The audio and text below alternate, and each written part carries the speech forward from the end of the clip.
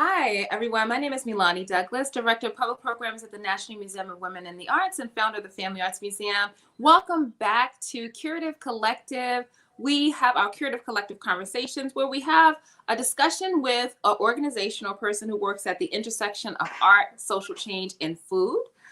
Today, we are so excited a couple of things happening today. One, Reclamation is open. So if you have submitted a recipe, if you wanted to see how the show looks, you can go to reclamation.nemwa.org. We'll put that up a little bit later. And you can also see previous Collective conversations. And then today we are so excited to have with us Together We Bake. We have used cookies or had cookies from Together We Bake at all of our events. We miss those cookies that were our desserts that would, when we had our dinners was how we would end the evening and everybody got a cookie from Together We Bake. But today, if you could introduce yourself, Richard, and just let us know about your organization and what does Together We Bake do? Hi, well, thanks so much for having us. I'm Elizabeth Bennett Parker. I'm one of the co-directors of Together We Bake. We are a nonprofit job training and personal development program for underserved women centered around a baking business. We're based in Alexandria, but we serve women across the DMV. We are a comprehensive program, so every woman who comes to the program during normal times, things are a little bit different right now because of COVID, but there's a lot of different parts to our program. So we work hands-on in the kitchen where women learn how to make our food products, learn how to work on a team, work in a commercial kitchen. And then in the afternoon, we usually have classes. So we have negotiation classes, we have Serve Safe classes that one of our grads who runs the program really teaches those classes. Serve Safe is a nationally recognized food safety certification that can help women get in the door to jobs or get higher wages. So we do those classes, and we also have empowerment groups and life skills to help build healthy support networks and coping strategies, talking about different topics. We do yoga, we do communication skills and strategies, a little bit of everything, some financial literacy. We pair each woman in the program with a job counselor who works one-on-one on resume writing, interview skills, searching for and applying to jobs. I'm probably forgetting something obvious, but we do a lot to sort of round out our program. And we're really focused on working with women who are returning from the criminal justice system, women who have experienced homelessness, women who've recently immigrated, women facing long-term unemployment or other barriers to employment. We've had women who've survived abuse. Obviously, sometimes these categories overlap, but that's sort of who finds our program and who we're geared towards helping. So there's a lot more I can go into, but I want to stop there. That is so wonderful and very comprehensive. So even though it's anchored in around this skill of baking and working in a commercial kitchen, but I had no idea that you all did these many services for the people that you serve. And so what I wanted to also talk about is like how you are serving women that may have barriers to employment. As we know, food has always been a way that people have used food to create economy for themselves. So what are some ways that when women are leaving here or leaving your organization or the next steps afterwards, what are they able to do? What are they getting out of this organization? Sure, great question. So first, I'd say to start that we have a variety of women with different backgrounds coming into the program, as I mentioned, but also we've had women with master's degrees go through our program. We've had women who've never held a traditional job before. So there's sort of a wide range of experience and interests and skills. So we obviously are geared towards the food industry, and we do the Serve Safe certification, and we partner with employers as well, and are always looking for more employer partnerships. So I'd say part of what women can do afterwards really depends on their own interests. We're geared towards the food industry, but happy to help sort of people move in whatever career direction they want. We've certainly had women go back to school for sort of in the medical field, medical billing or things like that. It just really depends. We've had several graduates start their own businesses as well. And then actually one of the things I failed to mention earlier is we have guest chefs come and sort of teach skills that we don't necessarily cover during our normal sort of production of our products. And so we've had women who've graduated the program who have their own businesses, whether that's bread baking or gluten-free baking or other things, come back and serve as guest chefs as well. So really it's a mix of things. That's wonderful. It's so important when people are coming together from different backgrounds and able to kind of work together on a common goal. It definitely creates a wonderful environment. And also our audience, we have this amazing Women Are in Social Change audience who's always looking for like a way of action, a way of support. So one thing I just heard you say was employment partnerships. So tell us what that looks like, because we're talking to a lot of, different women that have different connections. What does that look like for you? Thank you so much for that question. Love that question. Yeah. It really depends on the employer. So actually, I used to be an employer partner of Together We Bake. I had started a social enterprise called Fruit Cycle to fight food waste and hunger, and hired my first employee through Together We Bake. And then several employees later realized we were doing some more things, and we merged together.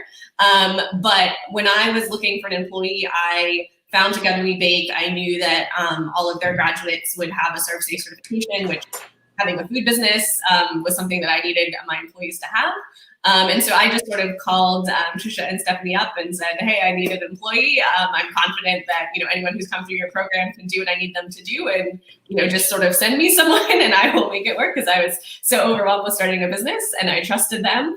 But obviously it depends on the employer. Generally us as much larger employers that we work with, we generally have a relationship where they know what Together We Bake means, and our graduates go through their standard sort of interview application process. But usually we have a relationship where if we let them know that someone from Together We Bake has applied, it can sort of help pull their resume to sort of the top. But again, we're really flexible in employment partnerships and want to do what serves our employers the best and sort of fit in with their standard processes and protocols. Elizabeth, that's awesome, because it's sounding like as a part of this training, someone could be ready to be employed in a variety of ways. It might be marketing, it might be working inside of a commercial kitchen. So that's exciting. That's exciting. I would love to know, how does this work? How has this work informed you, or what has been the way that you've been impacted by the work that you're doing? That's a great question. I would have to say that working at Together We Bake really just inspires me. The individual strength and resilience of the women who come through our program is just incredibly inspiring, and sort of the challenges they've overcome, and their persistence moving forward and resilience, given some of the stories that we hear are heartbreaking, and that women, we're all resilient, but sort of continuing to move forward is just personally inspiring. Elizabeth, that's wonderful to hear. And you were talking about how sometimes someone will leave the program and then come back, and then they're a guest chef or they have an opportunity to teach. So that means there must be some success stories if they're coming back to share a skill. So let's hear about some of these success stories that you may be able to tell us. Definitely. So there's, again, so many, it's sort of hard to just a few, but I'd say, and I think also speaking to that, we've had women actually refer their friends and cousins and other folks, which I think speaks strongly of the program too. But thinking of one, again, it's hard to pick one, but we had a woman go through our program. She got Serve Safe certified. She got a job working in sort of food service at a educational setting. Actually, that's a common path. I'm now thinking of multiple grads who've sort of gone that route. But she also is back, or not is back, but is in school working on a degree as well.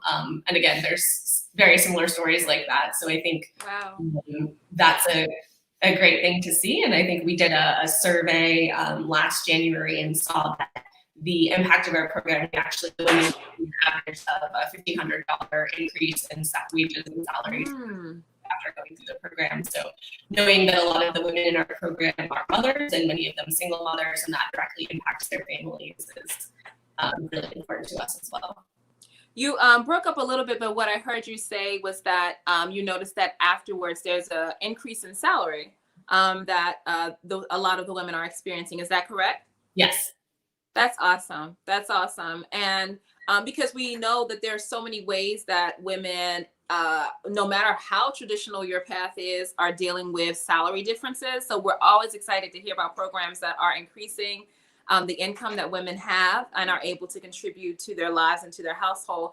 Another success that you talked about was becoming a resource to a larger community. Like sometimes that's that that we overlook that the fact that you can be that person that says, hey, I've got this thing that worked for me, and now maybe it could work for you, my cousin, niece, auntie, sister. So that's amazing. Have you had a situation where there was like, oh, there's a family here, or have there been several families there? We've had quite a few women come through the program who have been referred some sort of relation, whether sister, cousin, more extended family relationships, things like that. And I would say in terms of being a resource as well, half of our staff or more than half of our staff are employees of our program, and our two program managers really help. They don't help, they run the program, and they're tremendous role models for the women who are in the class as well. That's phenomenal. Because sometimes and I don't know what the data is on this, but it seems that when you empower one woman, you're never just empowering one, because she's guaranteed to tell as many other women as she can. And we know how many lives are changed when one woman's life is better. So can you tell us some of the products that you all make? And then also, how can people have access to what you all cook?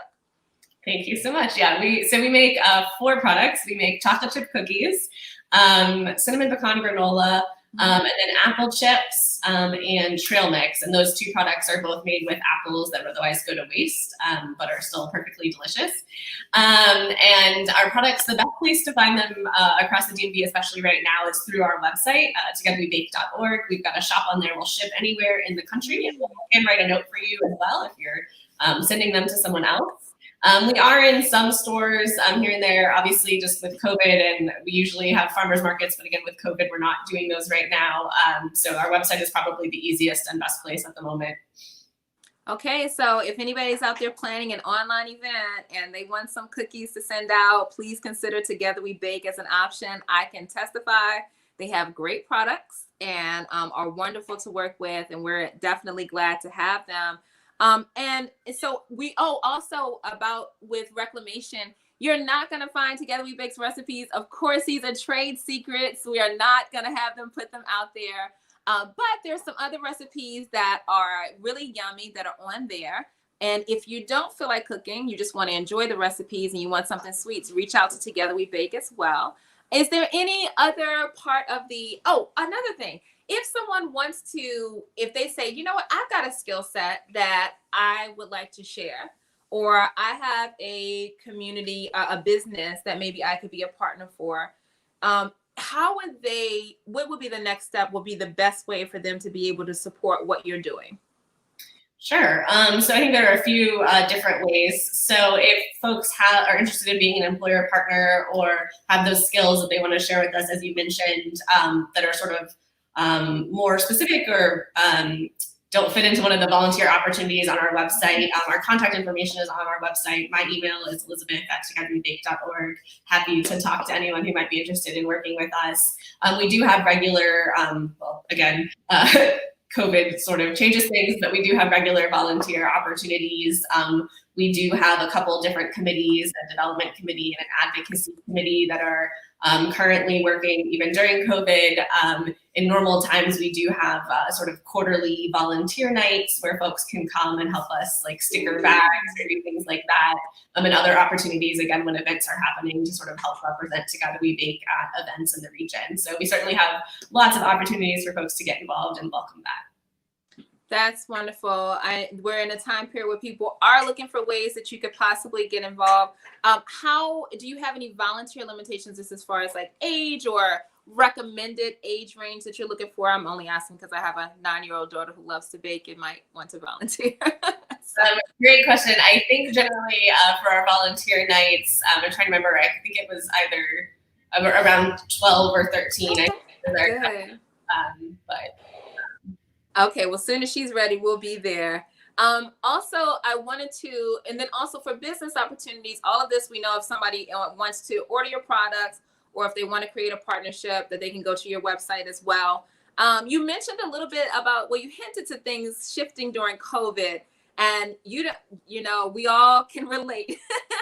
We all can relate to it, and there's so many ways that people are having to shift. How have you all shifted your process one for the people that you serve, but also for your people that are volunteering as well. Definitely. So I'll start with the program. We've made a lot of shifts there, and so because of stay-at-home orders, as I was say earlier this year, but earlier or last year, we had to cancel a couple of classes. So our winter class last year actually graduated March 12th, which was pretty much the day the world sort of shut down. So just in time for that. And then with stay-at-home orders, we weren't able to have a spring or summer class. So during that time, we really pivoted to doing more outreach and assistance to our graduates who we knew were being disproportionately impacted by COVID in a number of ways. And so we normally during the program, we sort of keep up with our graduates. One of our program managers does our outreach to alumni. We have every other month, we have graduate dinners where everyone can come back and sort of talk to us, and we have an activity and we've got dinner and everything like that. Plus we're in touch through Facebook and text and other means, of course, in between. But we really sort of honed in on that at the beginning of COVID and making sure that we were providing information on resources and how to access what. We were providing financial assistance to graduates ourselves. We provided sort of an emotional support group for folks to come together. And then moving forward, we were actually able to have a fall class. So over the summer, we moved into larger space within our existing building. So we work out of a church that we're not affiliated with, but they're very, good landlords to us. And so we were able to move into a larger space that allowed us to have people at individual desks, 6 feet apart, masked, of course. We had, our kitchen is a little small in normal times, and so we limited it to sort of one team member in the kitchen at a time.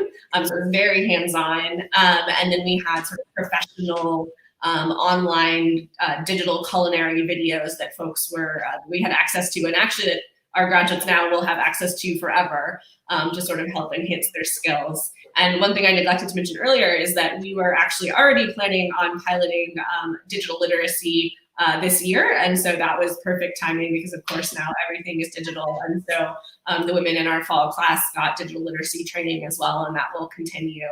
And then a lot of the other things that we did were via Zoom. So the job counselors, the negotiation classes, even most of our guest chefs were done digitally via Zoom.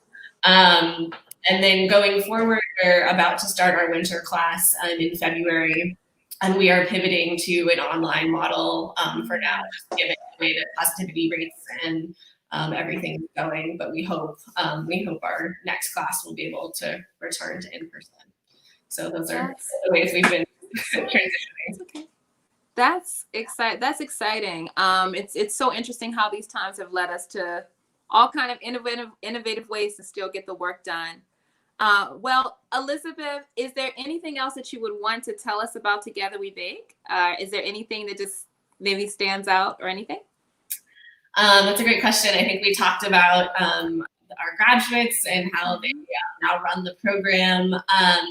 We are planning every year we have an empowerment breakfast in the May-June timeframe. So again, coming back to COVID, that's going to be virtual this year. But we highlight stories of our graduates. We have them tell their stories. And so we're looking forward to that event. Would encourage everyone to follow us on social media or our website to follow along to see when that's happening. We also have graduation ceremonies after each class. And so coming back to sort of how we pivoted, normally those are obviously in person, but for our fall class, we just had the staff and the team, and then we streamed that live. And so that's on our YouTube, I think, as well. If people want to check that out, it's a great way to hear directly from our graduates themselves along with the breakfast. Elizabeth, it is awesome to talk to you. We have an audience that, we're so used to gathering in person as well. And they're always like, well, what can I do after the art and after the social change? Like, how can I contribute? So if you are enjoying Reclamation, the exhibition, and you're getting a chance to look at some of the recipes and look at some of the interviews there, but you're wanting to find another way to say, okay, well, how can I take this inspiration from art and put it into action? You can look at the story of Together We Bake and see if there's a way that you could show up there, or with one of our other Curative Collective partners. Elizabeth, thank you so much. And we are just glad to have you and constantly be a partner. Thank you for joining us. Thank you so much for having me and for your partnership as well. Really appreciate it. Absolutely. All right, everyone, we'll see you next time for Curative Collective, and we will resume in March. Thank you so much.